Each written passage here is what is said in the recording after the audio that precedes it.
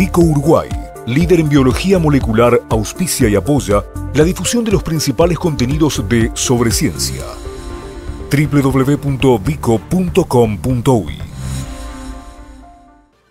Mosquitos, tema para arrancar este programa. Estamos muy preocupados todos porque la enorme ola de dengue que abate a toda la región, a todos los países con los que Uruguay limita y otros cercanos, está empezando a tocar nuestro país. Y si bien el número de casos puede parecer insignificante al lado de datos de Brasil, de Paraguay o de Argentina, lo cierto es que son, bueno, potencialmente un montón más de los que teníamos hasta ahora, donde habíamos estado prácticamente sin dengue autóctono. Estrategias para combatir a este mosquito, y la más interesante se anunció el año pasado y está en plena instalación. De eso vamos a conversar con la profesora doctora Yester Batmatzkian de la Unidad de Parasitología y Micología del Instituto de Higiene, la directora, y con Andrés Cabrera, profesor adjunto de la misma unidad. Bienvenidos a Sobre Ciencia, en tu caso, nuevamente, Yester. Yester, antes de contar lo que están haciendo, este mosquito, el Aedes aegypti, había sido eliminado del territorio uruguayo con métodos bastante poco amigables con el ambiente, pero se había exterminado. Poco amigables para el ambiente, pero era lo que había en ese momento, las medidas que tenían al alcance en ese momento, que fue la década del 40 y del 50 del siglo pasado, y sumamente efectivos. Porque fíjate que este es un mosquito que lo teníamos, hay epidemias de fiebre amarilla documentadas en la historia médica del Uruguay. La última epidemia que hubo de dengue fue en el año 1916 en el departamento de Salto, y después, bueno, se unieron esfuerzos a nivel de muchísimos países de América para controlar este mosquito con métodos de petrolización de las fuentes de agua, o sea, echar un poco de sustancias oleosas sobre el agua para que las larvas no pudieran respirar, con insecticidas como el DDT y con las piquetas para romper los recipientes de vidrio, que fueron efectivas en Uruguay y en gran parte del continente americano, salvo 2 o 3 regiones del continente que no lo hicieron, y a partir de allí, en la década del 80, empezó a dispersarse nuevamente, alcanzando nuestro país en el año 1997, donde se hallaron larvas en el departamento de Colonia. Un cuarto de siglo estuvimos sin Aedes aegypti, más o menos por ahí, ¿no? Y volvió y no lo podemos detener. Y todos esos métodos de los que hablábamos hoy no son usados porque son ambientalmente nocivos, pero además hay algo que te escuché decir hace unos días, tenemos mucho más plástico. Sí. A ver, ¿cómo es eso? Claro, tenemos mucho más plástico. La gente siempre habla del plástico y, o sea, en general uno empieza, ay, los océanos llenos de plástico, y empezamos a hablar de los microplásticos en el cuerpo, pero tenemos plástico por todos lados que demora muchísimo en degradarse, cientos de años en algunos casos, y que son recipientes adecuados para contener agua y de esa manera poder dar vida al ciclo del mosquito. El mosquito hembra es un mosquito que pone los huevos en recipientes secos que vayan a tener contacto con el agua, o sea, no los pone en el agua directamente como otros géneros de mosquitos, sino que los pegan en las paredes de los recipientes en un lugar que eventualmente pueda llenarse de agua, y vos tenés plástico por todos lados y tapitas de refresco que son recipientes diminutos de agua y sin embargo pueden contener larvas de mosquitos.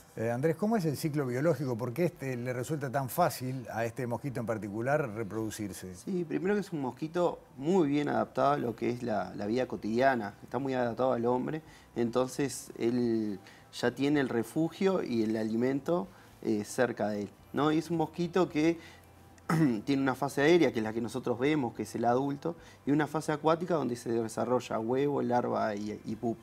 Y en una semana, 10 días, tenemos todo el ciclo completo cuando las temperaturas y humedad son las adecuadas. ¿Por qué se dice que para la Aedes aegypti la fumigación masiva no sirve? Que muchos vecinos reclaman, no hay dengue, hay que fumigar. ¿Por qué? Sí. Porque habría que fumigar todas las viviendas y ahí entras en un conflicto de interés porque si la fumigación y que el insecticida usado si es tóxico para las personas. O sea, es un mosquito que no se cría en los parques ni se cría en ambientes abiertos, se cría adentro de las casas. Entonces, ¿qué vas a fumigar? O sea, se fumigan, sí, eventualmente en situaciones puntuales que el Ministerio de Salud Pública determina, que son cuando hay brotes con un número importante de gente, pero así porque sí, no sirve. Y hay que agregar algo, ¿no? El uso abusivo del insecticida genera resistencia. Entonces, hay que guardarlo para brotes puntuales, brotes grandes. Si nosotros abusamos del insecticida vamos a generar mosquitos resistentes y al momento de estos brotes grandes de diferentes enfermedades, llamemos dengue, zika o chikungunya, nos vamos a enfrentar a un mosquito resistente y no van a ser eficaces esos métodos de control. Antes que sigamos, Andrés, empezaste a nombrar, ¿cuáles son las enfermedades que sabemos transmite la Aedes aegypti? Aedes aegypti, las 3 virales más importantes de salud pública son dengue, chikungunya y zika. Son las 3 más importantes a nivel de salud pública. De nuestra región. Pero también tiene en otras partes, es el responsable, por ejemplo, de la fiebre amarilla que nombrabas hace un rato. Sí, es verdad. Si bien la fiebre amarilla a nivel selvático tiene vectores silvestres, se puede encontrar circulando en las ciudades y uno de los responsables es este mosquito. Bien, no fumigamos por las razones que ya se explicaron. Hay que descacharrizar, pero por lo que dicen, nunca va a ser suficiente porque cualquier plástico sirve. ¿Qué están haciendo en el Instituto de Higiene para tratar de combatir o de disminuir las poblaciones de Aedes aegypti?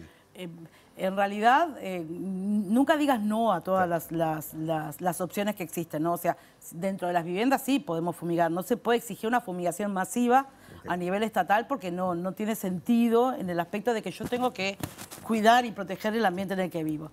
Bueno, lo que se está haciendo en el instituto es un mecanismo de control nuevo que se está aplicando, que empezó a aplicarse con insectos vectores de enfermedades a nivel de vegetales, de plantas que se usan como alimento, de cítricos, etc. Luego se aplicó una técnica similar para el control de Coclomium miniborax, que es la mosca de la bichera. Y bueno, y finalmente, últimamente, empezó a aplicarse con... Similar, no quiere decir que sea lo mismo, empezó a aplicarse con Aedes aegypti. Es una técnica que actúa solamente sobre el mosquito, y en este caso, en el caso de Aedes aegypti, solamente sobre el mosquito macho, que no le genera ningún tipo de cambios genéticos al mosquito macho, y el cambio que le hace al mosquito es simplemente la esterilización, mediante, nosotros vamos a aplicar rayos X, no modifica genéticamente nada, no estamos introduciendo al sistema monstruos creados, ni Frankenstein. Su aparato reproductivo. Es como hacerle a un hombre una vasectomía. Bien. Tomémoslo de esa manera para que se entienda. Perfecto. ¿Seguís vos? Bien. Sí, no, lo importante acá es que estamos reintroduciendo el macho. Eso es clave porque se reintroduce el macho, que no es el que va, la que se alimenta, es la hembra, y la que transmite los virus es la hembra. Entonces reintroducimos el macho en esas poblaciones para bajar el número de individuos de la población de Aedes. O sea, contener, digamos, obviamente que no van a esterilizar a todos los machos, pero lanzando una población de machos, ¿fracasa la próxima generación? Sí, digamos, no se reproducen. No es que fracase, sino reduce. Claro. Entonces, al reducir, disminuimos el número de individuos, y al disminuir el número de individuos se disminuye la probabilidad que el mosquito entre en contacto o pique a una persona. Bien, mientras le cuento a la gente que las imágenes que vemos atrás nuestro son del Instituto de Higiene, de lo que ustedes tienen montado, ¿cómo es el proceso? ¿En este momento están tratando de aumentar la cantidad de ejemplares?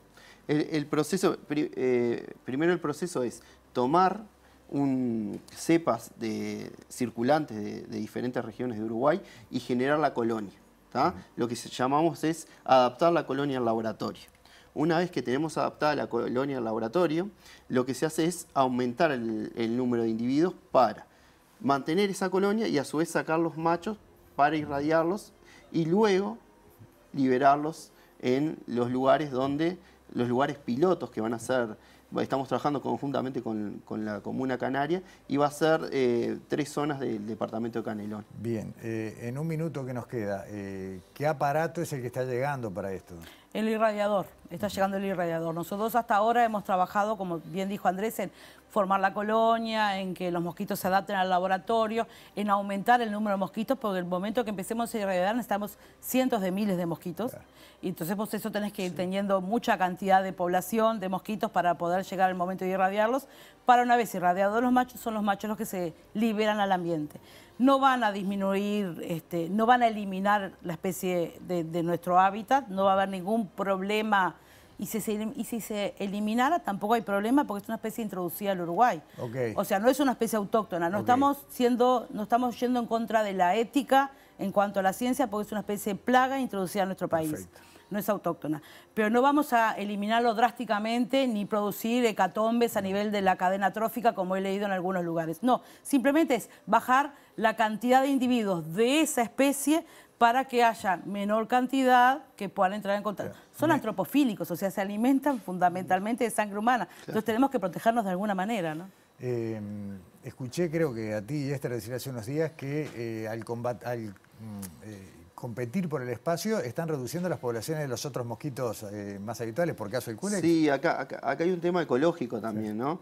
Este mosquito no solo convive y compite con otros mosquitos, tanto Culex, que es el género que vemos del mosquito común, sino también compite con otros géneros, con el propio género, Salvifaciatus, entre otros, compiten no solo a nivel de espacio, alimento, entonces también estarían compitiendo con esos mosquitos, desplazando a otras especies, ¿no? Si todo sale bien, la primera liberación en primavera. Sí. Perfecto. Y Esther Batmasquian, Andrés Cabrera, muchas gracias. Estaremos atentos, por un lado, para cuando llegue el irradiador, y por otro, bueno, cuando estemos ya cerca de la primera liberación. Bueno. Así que gracias por venir a No, Sobreciencia. gracias a ustedes. Hasta pronto. Pausa en Sobreciencia, volvemos en minutos.